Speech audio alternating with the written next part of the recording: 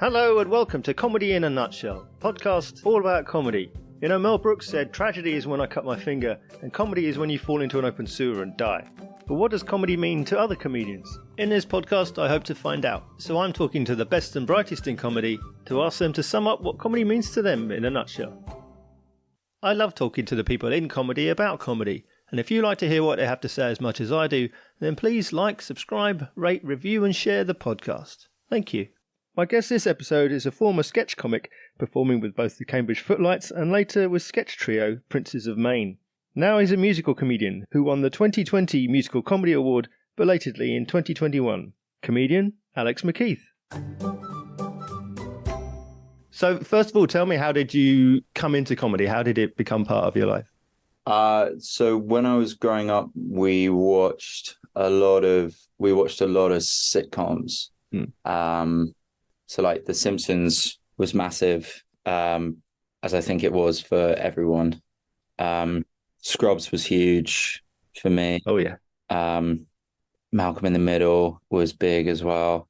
And also some like more retro stuff. So my stepdad is a big sitcom fan. So we watched I watched so much of Steptoe and Son, which is really quite retro. And I kind of got quite into like the mythology of that, and you know, how it started out as a special, or like one of like 8 specials commissioned by the BBC, and it was meant to be how it was like meant to be a drama. Yeah, because there was a BBC kind of docudrama on it called The Curse of Steptoe, and it had like, I think it was Harry H. Corbett, who was meant to be like the British Marlon Brando. And he took this job thinking like, yeah, it's a struggling young labourer under the thumb of his domineering father. Yeah. And the studio audience just thought it was a comedy. Yeah. It's like, and so like going back and watching that with that knowledge was really interesting. I mean, Friends as well. Yeah. Massive. So I think growing up, watched a lot of sitcoms, panel shows as well. So like Have I Got News for You was a staple with my dad. And yeah, from there, like at school, I remember my brother and I used to write sketches that we thought were very funny. But had a lot of fun with that, and was just kind of writing through my teens, and then started to do it at university as well. So started to do mainly sketch comedy and not stand up there. Yeah. But there were loads of great student comics there who were massive influences. And then I did sketch comedy with a couple of my best mates after uni. Ben Pope, who you might have come across, who's a great stand-up, and Jamie Fraser, who's a director now. But we did that for a while. We were called Princes of Maine, a little bit like the Velvet Underground. No one saw us, but everyone who did started a sketch group. And I was going to say, and one of us was a Nazi, but that's not true. Princes of Maine did Edinburgh. Yeah, we did. We did 3 Edinburghs. We did it 2015, 16 and 17. And we did Pleasance, Underbelly and Bedlam. And they were great fun. And I kind of ended up like, I don't know, the stage persona I had was a kind of lascivious, entitled, at times quite grotesque figure. And it became like I went big. And I think Will Ferrell as well was like a big influence on like how I was trying to perform around that time, and just being like really big, really loud, really out there, enjoying improvising with those guys. But yeah, my mental health kind of took a dive around 2017, 2018, and I stopped because I think part of it was like I struggled to be that big on stage. And there's a thing of like, if you're going that big and that hard in a sketch and you're eating shit, like it's a really hard place to I guess come back from, or just like drop out of the sketch and then be like semi-normal. Right. Yeah. So I stopped then. for a while. And while I was kind of working through stuff, and I spoke about this in my show last year, I started doing, I also got glandular fever because I was like so stressed out all the time, which and you know, the advice from the doctor was like, mate, I think you just need to like try and be less stressed out. Which was good advice. So I couldn't do any exercise, and I started playing the guitar a lot more and actually started getting passably good at it. So that's how the musical comedy kind of started. But I didn't really go and perform. I just like wrote a lot of songs. Yeah. And then around 2020, which was great timing. Yeah. Started doing them live. And then the pandemic happened, and I just wrote more and I had more excuse to play my guitar. Yeah. So that's kind of the journey into how I started doing musical comedy. Yeah. And the influences there are Bill Bailey's massive, Flight of the Conchords, Bo Burnham. And then more recently, like Flo and Joan. I just think what they do with musical comedy is incredible. Yeah. And that kind of the hyper dry deadpan style is something that I don't do in my stuff, but it's such an incredible like mutual persona that they have, and such a great way of kind of constructing a show. Yeah. And also Huge Davies more recently as well, who has a kind of stage persona that like I couldn't muster. I don't think I have it in me to be that dry. So yeah, starting to do it more post the pandemic has meant that I've been able to be influenced by loads more people recently. Yeah. And to gig them has been awesome. Yeah. So moving from sketch comedy to musical comedy, obviously they've gone from a troupe of people to being a solo. That transition, how did you feel about going out and doing a different style of comedy, a solo comedy for the first time? At first it was like it's hugely different. I mean, also I had the benefit of like Ben and Jamie being my best mates. Yeah. So it was always fun. Yeah. Even if like, you know, a gig didn't go to plan. But I think turning up on a mixed bill, both as a sketch comedian and as a musical comedian, it's not necessarily what an audience is expecting. Right. And you have like a clear visual reference for that, because like suddenly you got three people on stage rather than one, or you've got one person with a guitar, and it's like, okay. Either side, it could be interpreted as like a crutch.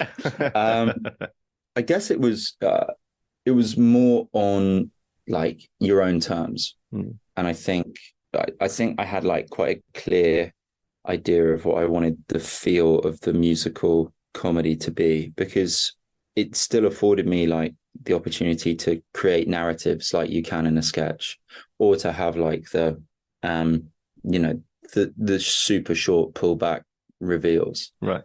But with the musical comedy, I kind of wanted it underscored by music that was good enough or like well constructed enough that if you were doing a show or like a 10-minute set, even if there were a song which like someone didn't find funny, they'd still be able to come away from it and be like, well, but I enjoyed the song. Like the music was good. So it was, I think it was like having a different baseline of what I wanted people to come away with. Obviously, like route one, main intention, make them laugh. Yeah. But I think with the musical comedy, it was like I wanted there to be sufficient craft and structure behind it that people felt in safe hands. Right. Whether that's even through like a plucking style at the beginning of a song, to say like, look, there's enough investment that's gone into this song to show that like I back it. You know, I feel that this dumbass concept has been worth, you know, working out like a finger picking pattern. I think it was just like a different agenda for what I wanted to do. Right. I'd always wanted to do musical comedy and like bring more songs into the Princess of Maine stuff.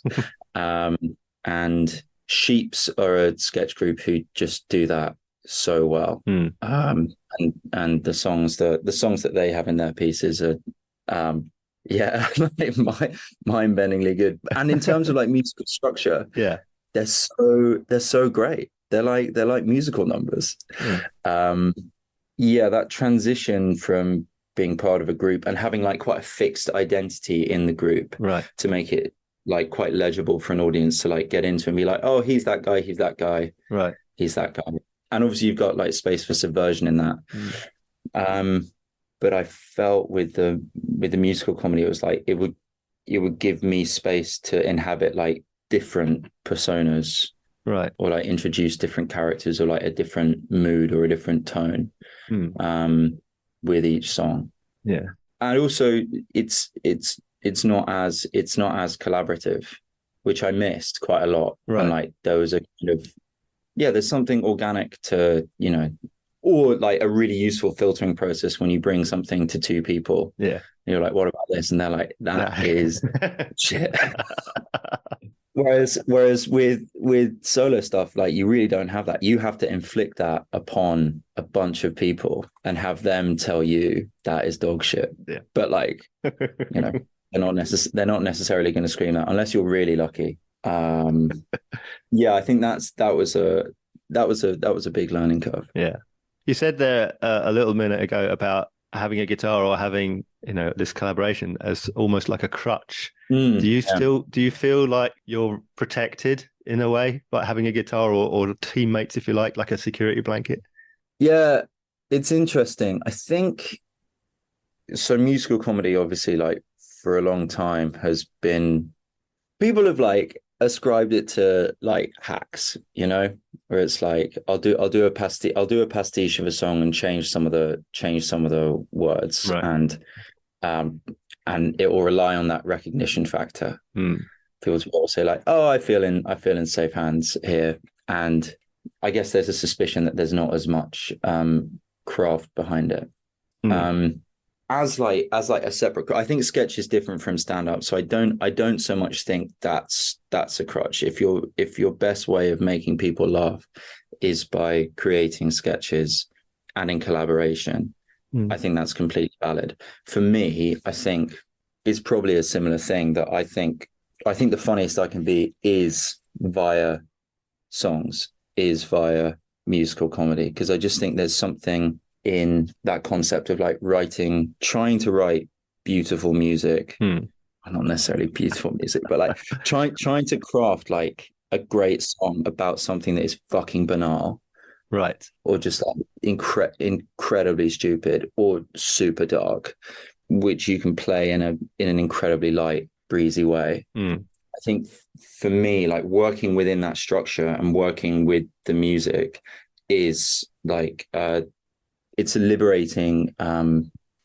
construct. I was talking to a couple of comedians the other day on a mixed bill, and I think what musical comedians like can rely on and can draw on is like a sing along, and I get that like that is a different energy to bring, which pure stand up like doesn't necessarily have the ability or the structural resources like to bring out of an audience.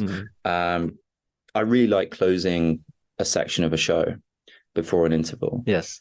I was talking to the compere and the guy who runs the gig, and it's like they were talking about like choosing where you put a musical comedian, because it is a different energy to bring into the room. Yeah. And it can be tough to go out after it, because there is that crutch element, right? There is that like you're using music to engage the crowd, and it changes the dynamic of the room. Yeah. And that being said, like when I see stand-ups out there with just a mic, for me it's either a character or it's a song. I think I can't do that straight stand-up thing. I've tried. It's fine, but I don't feel as comfortable, and I think the audiences that I play to don't feel as comfortable. But I think also crutch would imply that like with either of those things, you're trying to get to the same discipline as like, quotation marks, like straight stand up, which I think is not what I'm trying to do.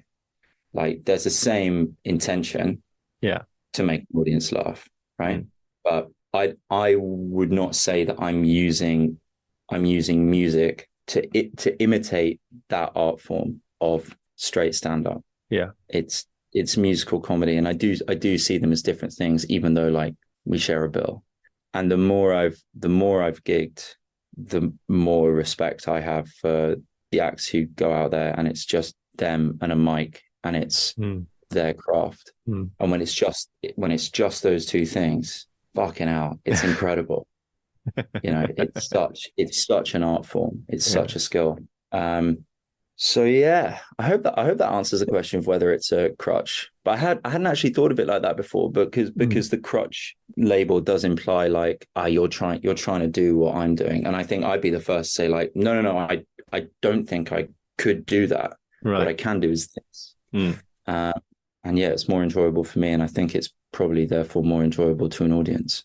Well, years ago when this is out there, I've been interviewed about this. I was in a band, a comedic band. And for me, it was very much I'm protected because I'm not only protected by being in a group with other people. Yeah. And also I had a guitar that I could hide behind. So there's like, I'm protected on all sides kind of thing. So I know the security in having other things around you or in front of you. Yeah. Well, that's what it meant to me. And then when I tried to do stand, this is 30 years ago. This is like forever ago. When I tried to do stand up, I was like going, yeah, I'm feeling really vulnerable now. I feel really, really afraid. Yeah. I feel really, really afraid. See, even putting myself into that mindset, I feel so nervous. I can't even say afraid. Like the child in me says, I feel really, really afraid.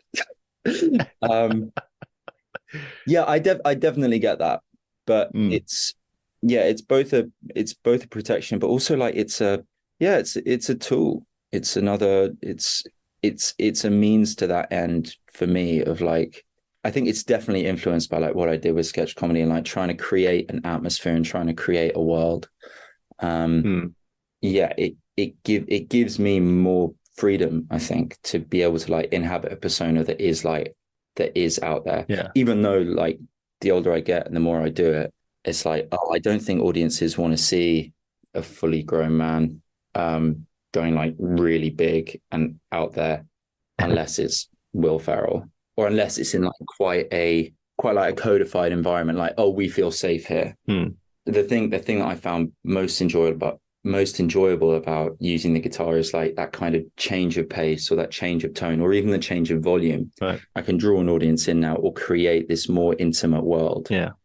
I guess there's probably a negative way of looking at it, which would be like, I need this for protection, or a more positive way of looking at it, which is like, this thing makes me feel, or this thing enables me to connect with an audience more strongly than I otherwise would be able to do, which I think is how I feel about it. Yeah. Also, there's something quite fun about like fucking up. It's always a high wire act, and you see this with people who are up there with them and a mic. It's like, man, that's exposed, and like the electricity of when it's right. Like you feel that, and you feel like that connection.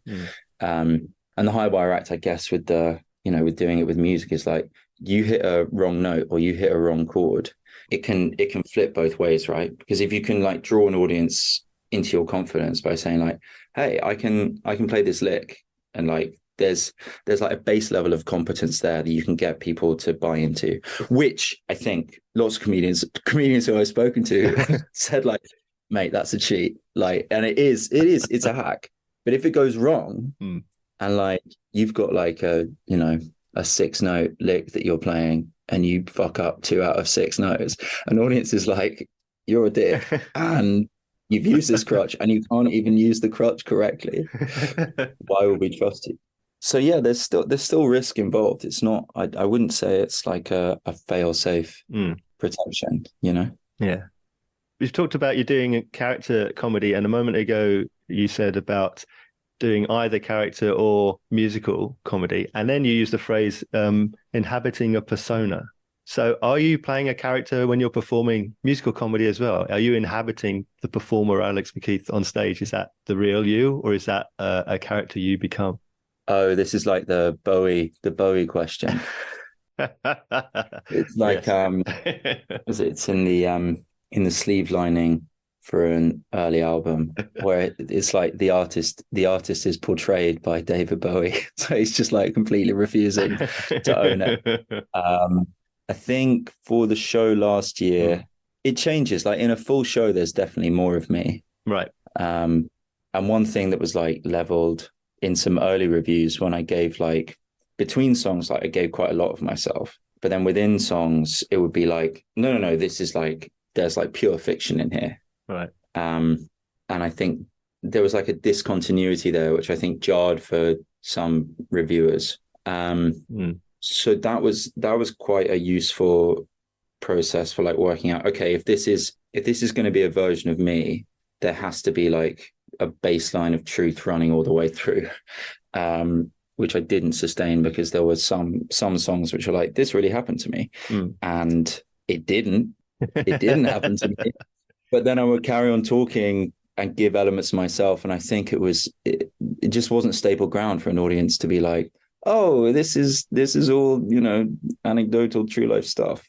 But the persona that was in that show is kind of different from the persona that I have in sets, which is, I guess it just has to be more assertive.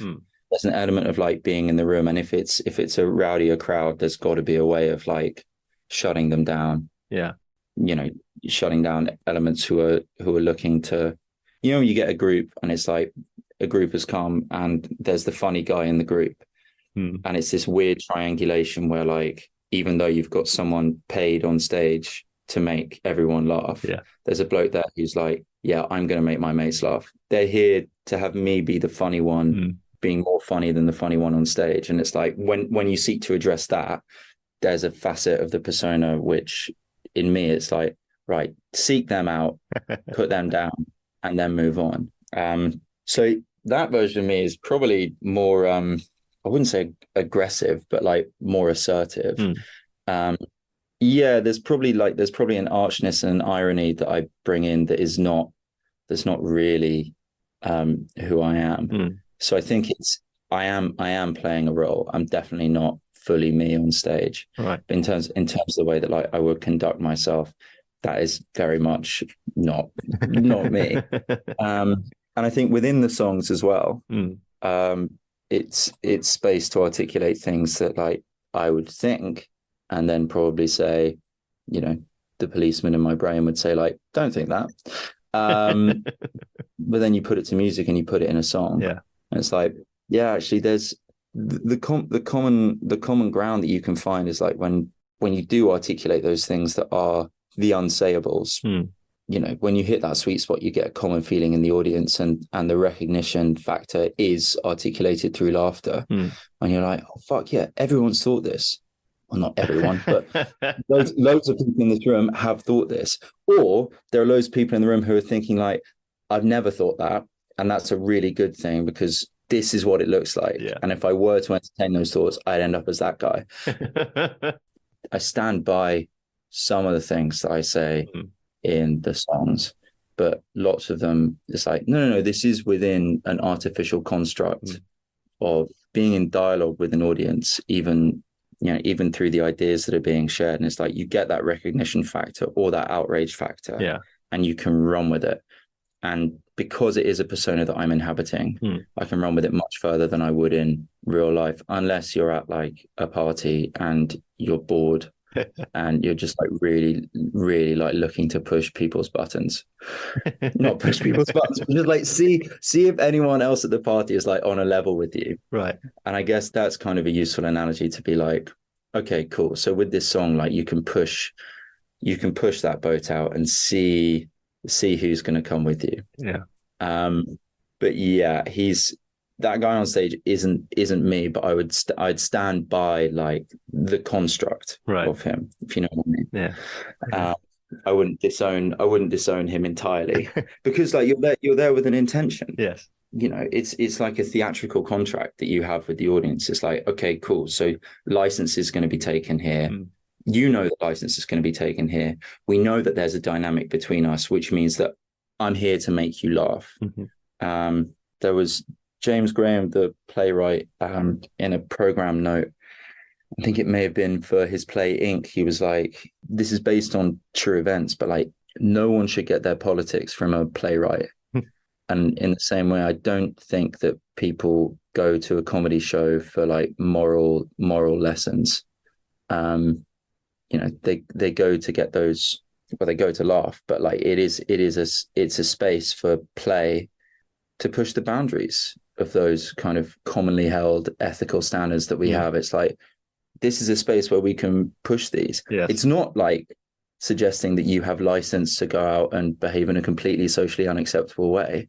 But in the contract that we've set up between us, this is a space to explore those, and to have someone who can articulate that and then leave it and put it away. Yeah. And, stand at the bar and say, hello, how are you? And then say like, oh, do you fucking hate old people? And I'm like, not no, not really. But there are elements, I've had those thoughts, and those resentments, are given rise to in like a bit of my set. But like, I don't walk around with like seething hatred of the old. Sometimes I guess it can be slightly odd, because the gigs that I do, like, you are often in the bar afterwards and you're like chatting to people who've just seen it. And you kind of get that like misattribution of like, hey, you are the persona. Yeah. Like you are the things that you've just said. And I'm like, no, I wouldn't say that. But it's quite nice when you have like when people appreciate the kind of the construct. Yeah. There's a song I do called Keeping My Seat, which, becomes like kind of rallying cry against offering up your seat to old people on the tube, which I think is a good thing to do. But you can talk about the general or the generational resentments that have been fostered by unfettered capitalism. It becomes a launchpad to a very different song. But the nice thing about it is that like in Edinburgh, like, I had someone take it like so seriously, and she came up to me and she was like, look, I really want to apologize on behalf of my generation. We really have taken so much from you, and I feel so bad about it. And I was like, this is not against individuals. This is like a structural concern that I'm talking about. But also, like, an old bloke came up to me and he was like, I love that. I hate people offering me their seat on the train. So yeah, I guess it then becomes like, a question of interpretation, and people are free to interpret that as they want. But for me, it is like, it's a constructed persona that exists in that environment, right? And a guy who occasionally like pops up when I'm writing the songs, and it's like, okay, cool, this could work when I'm inhabiting that space. Yeah, it's my name, and it is me. But it's just shit I wouldn't say in polite conversation. Yeah. You mentioned starting as a musical solo just before the lockdown experience, and then that you gave you time alone with your guitar, so to speak. Yeah. Did you manage to pick up gigs between lockdowns? Did you flirt with online? No, I didn't I hadn't been going for long enough to do online stuff or to be booked for any of those. But between the lockdowns, I did a couple of gigs with Country Mile Comedy Club. Yeah. And they run like a mixed bill at the Star of Kings, and they ended up like producing the show that I did at the Fringe last year. They're amazing, and they were just so supportive, the whole way. I discussed like my intention, because I was thinking about like taking a show up in 2020, which for obvious reasons didn't happen. But I think because I'd spoken to them about that and that intention, I had a couple of like short slots on their nights, and those were really useful. But it was like a change of pace to be going from like performing it in like your living room and being like just get the lines down, to being like, oh shit, that's a lot of people. There's a pandemic. And I guess one thing that you got in those online gigs is that, like, obviously, unless people like didn't have their cameras on, but like you could see people's faces, and you could, see the laughs, even if you couldn't hear them. Whereas it was different when you got back to live and everyone was masked up, when you could hear the laughs, but you couldn't see them. It's kind of strange inversion. It's like neither one was complete, It was neither one was the whole experience. Yeah. But I remember at those gigs between pandemics, it was like, I can't remember if it was like people were still wearing masks, or if it was like in one of those periods where you were allowed to be in a space so long as there was social distancing, and a mask wasn't obligatory. But people were being encouraged, like, if you laugh, don't laugh too far out, or don't laugh with gusto. That's such a boomer word. Don't laugh with like massive energy, because like if you laugh too hard, you know, the water droplets will come out of your mouth at too much velocity. I don't really understand how. I mean, like, it would have been okay if like every single act had gone up and bombed, but it was a good lineup. So like you had people, and it was like this weird kind of. It became like a bark. It was like you really couldn't like let rip with your laughs. You had to be like, ah, and then and then draw it back in, or there was like a gasp that you had to. But yeah, I didn't do the online spots. I saw a lot of discussion about it, and how they were tough. But also I've seen like Joe Wilkinson at Knock to Bag not too long ago did like zoomed in for his and I guess what it did do is like, I don't know, it gave comics like another angle to like work things through. And I think that dynamic of like playing with the mechanics of it, like obviously it's different, because I was watching like in a room full of people, and post all the restrictions, watching this kind of pandemic version of stand-up, which worked so well. But I don't know if he'd have done a set like that without the pandemic, or without the experience of, you know, having done those Zoom gigs. So I guess it did give like more of a space for innovation, and more opportunity for like, you know, to increase access to this stuff outside of the comedy community. So I know that Next Up Comedy did loads of stuff, you know, recording gigs that were still under the restrictions, and trying to increase access to those for people who were understandably, you know, either immunocompromised, or, you know, when Manchester was locked down and London was not, having like distribution to them as well. So I think like exploring those different, I guess, like dynamics of performance and distribution, like you still see the effects. But yeah, it doesn't seem like it compares. Or I think there's a reason that people have been going back, and that there's such a drive, you know, to keep it going, and like to have it bounce back when it looked, especially with like the lack of support and the lack of recognition for it as an industry, that like a lot of venues would die. And it was just really incredibly lucky for me to have come out of that pandemic with a bunch of songs, having done a couple of gigs like between the lockdowns, and want to hit the ground running. But like, you know, seeing Angel Comedy like packed out, like even immediately after the pandemic, like the desire and the audience was still there, and it was like they were raring to get back on it. It was awesome to be part of that like movement and resurgence. But I'm kind of glad that I missed out on the Zoom gigs, gotta say. Let's talk about competitions. So technically 2020 Musical Comedy Award. Technically, yeah. Technically. The 2021. How does it feel to, you know, go from doing a load of comedy to doing no comedy to doing a new style of comedy, and then you get that kind of affirmation? How do you feel about competitions in general? How do you feel when you won an award? I mean, that presumably was like the longest competition of all time, because it was like really early 2020. I think it was the Heats, and it was meant to be in July that year.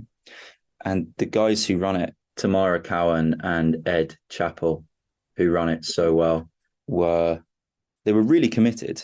Like the whole time, they were like their comms were great, and they were really clear. They were like, we want to make this happen, and they like continually like tried to book a venue, working with the changing restrictions, and gave assurances to like all the finalists. They were like, this is going to happen. we promise, like, and we're gonna do what we can. And it was such a time of instability and insecurity that having that running through, or having that like anticipation to know that like 2021, like there is going to be a final for this thing, like there will be an opportunity for you all to bring this to fruition. Yeah. I think they did such a great job of sustaining that, and it was a great final. I loved it. It was still like with the social restrictions, and the audience was very spaced out, and you had the kind of bubble paradigm still in operation. So you had like clumps of fours and clumps of twos, but just eyes, everyone masked. Yeah. And it was in the Bloomsbury Theatre, which is a massive space. Yeah. Again, like that like disjunct of being like in a room to Jesus Christ, this is a huge space. And like my crowd work at the beginning was, I kind of had a set routine for the crowd work, which I think was to try and get someone in the front row to alert me when my time was running out from a timer on his phone. And it didn't really work. And I was like, oh, I've completely fucked this. Like, you know, biggest gig since coming back. I've absolutely screwed. I've just shot myself in the knees immediately. And I think now, you know, when I come onto a mixed bill, I mean, obviously that was different because it was a competition, and like there's a degree of like respect and support, and you're not going to get hecklers. Yeah. You know, at a competition set. Now I think my default is to come in and like respond to the room and show that it's live. You know, that it's, I think, especially with musical comedy, like there can be a temptation, understandably, for like audiences to think you're just going to come in and like play your songs and get off. Yeah. I think for me, like, it's because it is musical comedy, it's more important, or I see it as really important to show just like with dialogue and with engagement, like, no, I'm here, I'm in the room. Like this isn't just going to be like a routine. Like I am here, and I have been watching, and you know, I know who's trying to fuck around, or I know who's trying to heckle. Yeah. And then I kind of did a couple of songs which I'd been like practicing too hard. Like, and it was that thing of like, it was almost too, I felt like it was too rehearsed. And I enjoyed the set. It gone up from 5 minutes to 7 minutes, which is like, there are no 7 minute sets. Like it's either 5 or it's 10. And like 7 minutes, I was just like, I'm gonna have to try and like ram two songs together. So I think I played it at an insane pace. And I was losing words. The audience must have been losing words, but it was I think it clearly went well enough. But the standard of the competition, like the whole time, have been like really strong. And it was really cool to see like just how many people are doing musical comedy and doing it well. And I think Quipshed, you know, put on like a especially like curated musical comedy night, because there's such variety in what people are doing. And I think that competition is really cool for showcasing that. So yeah, it felt great. To quote David Byrne and St. Vincent, it's good to lose and it's good to win sometimes. And that was a time, you know, where I won, and it was really nice and it was really affirming. But what it did was like, there was an element of, you know, legitimacy that it gave, to be like, cool, sending emails out for gigs. It's like, there's that kind of legitimizing, I think, happens when you're a finalist for competitions. And that was really useful because it, you know, I think it meant that there was a second look on emails. Yeah. And it was recorded, which was also really useful. And just to give people a sense of like, this is the kind of thing that you'll be getting. And I guess it spurred me on. It was like, no, I wanted to win this, and now I want to gig more. And it enabled me to do that and to build up to the Fringe last year with, you know, that behind me was, it was really fortunate. And I think competitions in general are good. Sounds like such a fucking bland thing to say, or glib. Because I've entered competitions, you know, with the same set and like not got very far at all. Because like any gig, it's like the chemistry in the room, or how you're feeling, or like your dynamic. The nature of it is, when you're starting out, it's still contingent on energy in the room, your engagement with a crowd, which early doors won't be as secure. So I think the focus then becomes on like the tightness of the material, but the tightness of the material is contingent on like your comfort on stage and your ability to engage that room. Yeah. Which like you'll have pockets of people who are there to support other acts on the bill. And again, it comes back to the material. If you've got material that can like cut through, that kind of like embedded competition element, then it will show. I mean, every competition that I've done, I've definitely got something out of. I think like we entered a couple with the sketch group Princes of Maine, and I think my competitive part of me was so almost like domineering over like my attitude to comedy that like it was really hard to enjoy it. But even ones that I've entered solo and like not getting very far, it's been nice to have people in the audience come up and say like, I got that, or like I was really into that, and I'm going to come to your next gig. So there's always something there to find, and every gig is useful.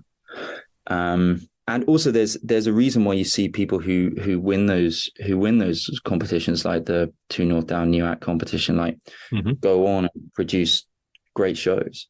Like there is a reason, and people who are entering those competitions, I think it's a really good barometer or a really good showcase or a great way to expose yourself, right?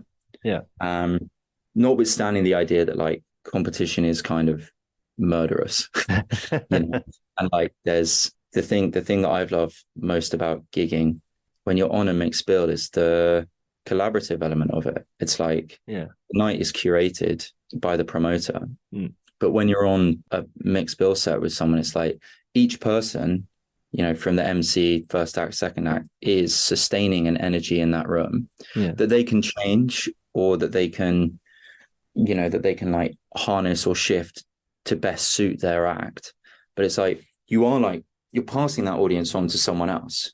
Whereas in a competition, it's like, I need to be better than the next person or better than the last person and make this audience laugh more than them or impress the judges more than them, which I completely get, because it's like a threshold that you get to kind of get to those. It's an avenue to those mixed bill nights where it's more communitarian, and like you can share, like you're sharing a crowd and you're sharing a space. And there's something non-competitive about that, which I love. But then again, like the acts who are doing it, like everyone knows the deal. And like you can go on and you can often like talking to the acts afterwards, it's like, really loved your set. I mean, occasionally you will get like people who are like super competitive and are like, ask you the loaded questions of like, how many gigs have you done? Or like, how many competitions have you entered? Or is that your competition set?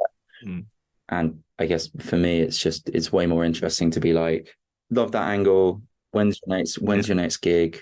Or how did you come up with that? It's like sharing a space in a non-competitive environment is better for acts, But the people who win those competitions, like the 2 North Down New Act competition, for instance, like has produced some amazing.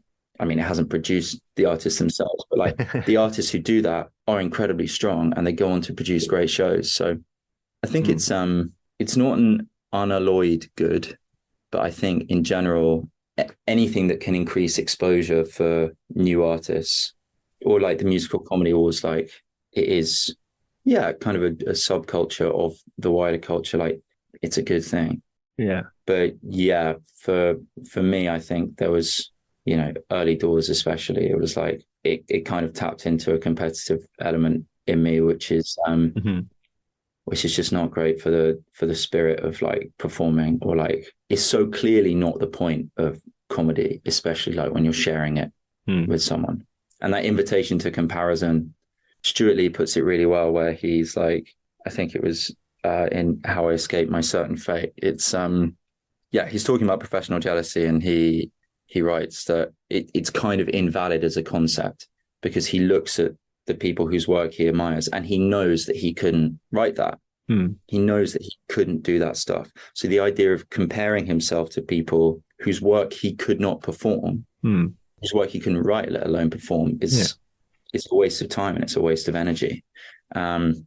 And I found that really influential because like even seeing other musical comedians on stage, you know, guys with glasses and a guitar, it's like, oh yeah, but I didn't live that life. I haven't had his experience. Yeah. How could I have written that stuff? So that's been quite liberating. Yeah.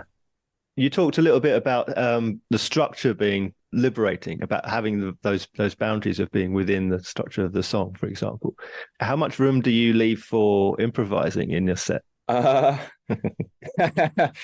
quite well between songs. Like there's space, Yeah. and like you can improvise the setup to a song to kind of address what's happening in the room.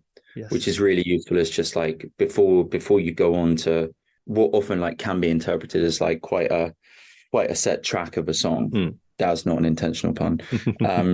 Before you get onto that, like being able to improvise around what's happening in the room before you jump into a song is really useful. So I leave space for that. Yeah.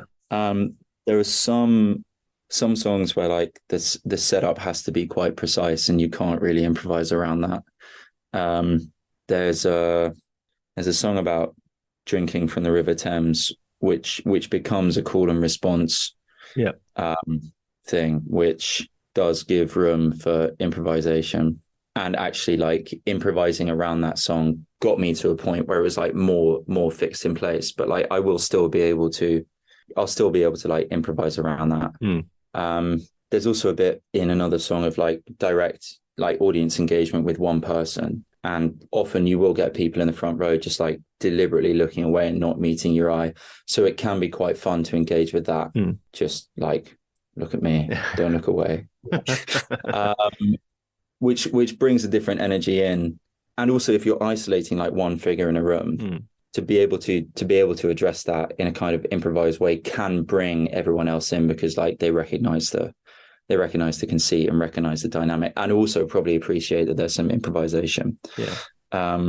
But yeah, the main bits of improvisation come up when I mess up a note or something. It's like you've got to address that because if you don't address that, it's like, okay, well they know and I know I have ears. But yeah, there's some room for improvising. And sometimes in like breakdowns of songs where you like let the structure fall away, and direct audience engagement, that will always be different. So that there's always a degree of improvisation there. Yeah. But in most of the songs, like they're pretty fixed on rails. Yeah. So what so far have been your best and worst experiences in comedy?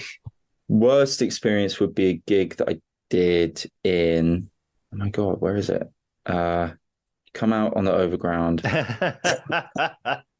Canada Water, New Cross Gate. Anyway, it's somewhere around Forest Hill, not as far out as Sydenham. Anyway, the venue itself doesn't matter. It's like a massive pub. There was like a comedy night that had clearly been put on against the manager's will and the clientele's will. You had like, it was just like a night. It was just like a Thursday night. And then you had like 30 seats laid out. You had about 6 people sitting in them. And I think it was an open mic. And there was like tension brewing because there was a gig there, but also there was tension brewing between the people who were boozing there. Wow. So I was like, okay, cool. So got on stage, started playing, and then a dog made it on stage, started pissing against the banister. And I was like, okay, cool. So I'm gonna, but it was out of sight of a lot of people. So I was like, and so now a dog is pissing on stage, but people couldn't see the dog. So they were like, they thought it was like some metaphor for like how the gig was going. And it wasn't an inaccurate metaphor. Which when someone grabs the dog and in grabbing the dog, they bump into someone else and a proper punch up breaks out while I'm like on stage singing about, I think, having a ghost as a girlfriend. And I was like, I'm gonna stop this song now and leave the stage to give room for this fight. And so that's probably the worst experience. I think best experience would have to be I've had so many good gigs here, but like Knock to Bag is just regularly just such an awesome gig. And I think I think my first set my first 10 minutes there, because I think I'd done 5 before, but it was the first 10 I did, to a full room at the Moth Club. It was sometime after the Musical Comedy Awards, but like having that space to perform there, and actually like performing to a different audience that I performed to before, and it just that felt great. So I think that would be my favorite gig, just because it was my first 10 there, and that feeling of like you'll know it, and you'll have seen it. It's like just when everything sings, and you're like, yeah, man, this is that's going to be tough to top. So yeah, love that. And also the green room back there is like, it's kind of what I was talking about in terms of like no element of competition. It's like so supportive. There's such a like feeling of mutuality in that shared space. And that felt really great. So I think I'd probably put that up there. I think that was late 2021. Yeah. So what so far then have been the most important lessons that you've learned? What philosophy do you carry with you going forward? It would probably be that ditching competition, kind of realizing that, or having more of appreciation that everyone is coming to this necessarily from different spaces, and the craft that people bring to it it's a shared craft with a shared intention. But the means are so different and so wildly varied that to compare oneself to anyone on a bill, especially when like you're sharing an audience and you have that like kind of almost like curational duty to like keep that energy going, and to share the space, and to bring what you have to offer, but like, you know, to pass it on to the MC who passes it on to the next person. I think, that lesson of like a community isn't built by comparison. And I think the thing that I've really found in comedy and in gigging more is like, this is a community. And there are so many people that I admire who, you know, I get to share bills with, but it's like, I don't do their stuff. You know, I couldn't. And that's been so liberating. So that would be a big lesson. Always bring a different top to change into. Fuck me. I think it was like after the glandular fever, like I genuinely just like stopped being able to like regulate my sweating. So it's like I will do a set, and like depending on what that set is, like, you know, if I end up going like hard, I'm going to be like drenched afterwards, and it's going to be deeply unpleasant to sit on a train back. So yeah, always bring a change of clothes, a different top. I think those are my two. I don't know if I'm going to come up with anything more profound. I think I'm still learning. I know I'm still learning, and still ready to take advice. I think that's the other thing. Like taking advice is a good one, because like on those bills, like there's always going to be someone who's done more gigs than you. There's always going to be someone who's played this gig before, and like just talking to them and listening to them, and getting their insight. Obviously if it's like unsolicited advice, take that with a pinch of salt, but like, people are so willing to like answer questions about the gig. People are always so willing to like, because everyone's watching each other's set most of the time anyway. It's like if you ask for a read on something, it's like someone's going to have something that's going to make like a gag, or that's going to make a bit better just by talking about it. So I think, taking advice, either stuff that like you're actively seeking for, or stuff that just kind of comes out of osmosis, you know, just by like being there. You've talked about community there and about advice. Do you find that within the comedy circuit, there is more of a community? Because as you said, you know, you're all very different. You're all trying to achieve the same thing, but all differently, you know. It's less competitive and more supportive as a work environment. I feel like there is a community. I mean, the place where you see it, the place where maybe you see it more organically is like at gigs, but it has like, it articulates itself in like the podcasts that people are on, you know, like this podcast is part of that community. And, you know, I remember doing a gig with Tessa Coates, way back when I was doing sketch comedy before she started up her podcast. And it was like, I remember that being like something that was just organically generated. And, you see the community of comedians like engaging with that comedy and like sharing platforms. And, I think even in the discussion about like the awards of the Fringe, it's like, you see it on Twitter, like Jos Norris, had an amazing Twitter thread last year before going up, where he was like, the focus has to be on your own show. The focus has to be, setting your own parameters for success, and looking after yourself. So I do think it's a community. It's definitely not a monolith, though. It's not to speak for, everyone who's part of that community, because I'm sure there are some comedians with, whose agenda like is within that community, but it is more focused on other things. But I think the thing that I found is, there is a community and people are mutually supportive, and it's great to be a part of it. And especially like when you're up there and you're on your own, and it's like there's an engagement with like a bunch of people there, and it's you and your material, and the energy in the room has been curated and like shared by other acts on that night, and those are the people who you're talking to after the gig, and those are the people that you're going to share your experience with in what is otherwise like a quite individual like solo experience. And I think that community is like therefore all the more important. It's like everyone's in that boat. It's a unifying factor. I think there's a lot of mutual respect. Although, I do see stuff about, and it's not something that I've necessarily come across, but like, man, social media, like in terms of like the exposure and, the good stuff that you can find on there, and the solid advice and the kind stuff. But I have seen stuff about like stealing jokes and, people like cutting other people up and, taking the inside lane over them. That's not necessarily something that I've experienced, but maybe I'm just naive.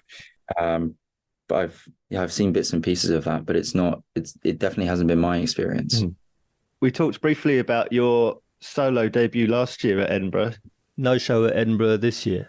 Correct. And that's all I have to say about that. Okay.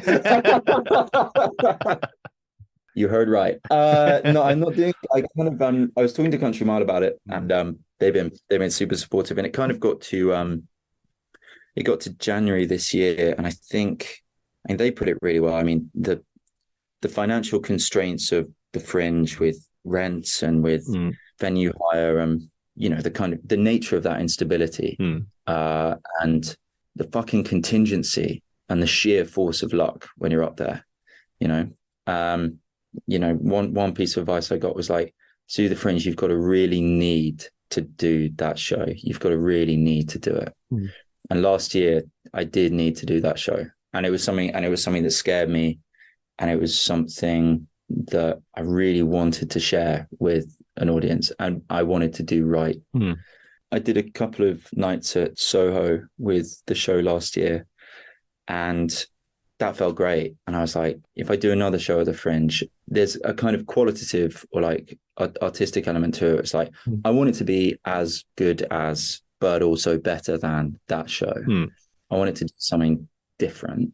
And I've thought this for a long time in terms of writing, like the commitment that audiences show to go to the Fringe, granted, like the necessary expenditure of it makes it quite a different demographic now, because it's not a fringe festival. Like it's not necessarily a place for experimentation. People come up with the finished product. And because of that, like financial dynamic, got to make it worth, as you said earlier, like people paying 17 quid. It's like, for a show, like I want to make it worth that money for them.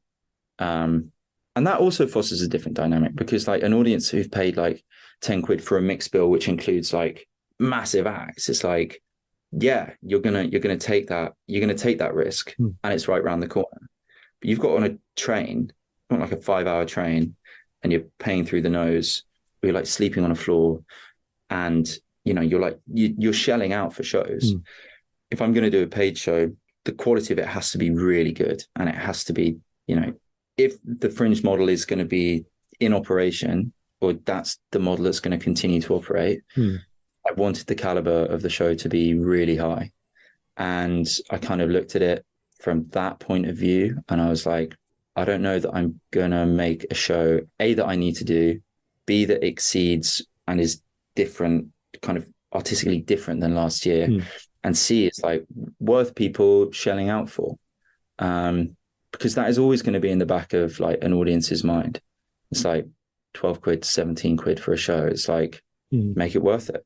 And I didn't know that I could. And actually taking that impetus out of it has meant that like the stuff, I've had more freedom to write the stuff that I've been writing.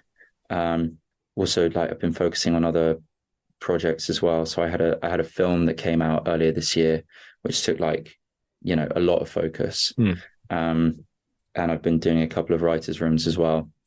And so kind of balancing that alongside with building to an Edinburgh show. As well as like the other life stuff of like moving house, moving to a new place. I wanted the show that I did to not necessarily be a reflection of that contracted time, which isn't to say that like it necessarily would have been bad. Yeah, might have been great. I'll never know. No one will. But if I'm going to do it again, and also for the financial outlay that every artist has to put in now, I would want that show to hit a standard that I'd be comfortable with sharing with people and also need to share with people. So my last two questions then. Number one, how can we find out about you and where you're playing? You can find out about me on Twitter at Alex MacKeith, and you can find out about me on Instagram at Alex MacKeith. That's where I put most of my gigs. The next one is a kind of work in progress of basically all new stuff. So letting the past die. That's going to have some of the stuff that we spoke about earlier, like, the articulation of things that like you do think in the back of your head, but are not socially acceptable. So not all of them, but the one that I'm thinking about in particular is a kind of it's half finished at the moment, but I think, that thing of like when people become parents and there's like this kind of like suffusion of their entire being of self-importance. And it's like suddenly like they're wiser than ever. They are like they understand your life better than ever when all they've actually done is like reproduce. So I mean, it won't be funny here, but the chorus I think is you might be pushing a pram, but get the fuck out of the way.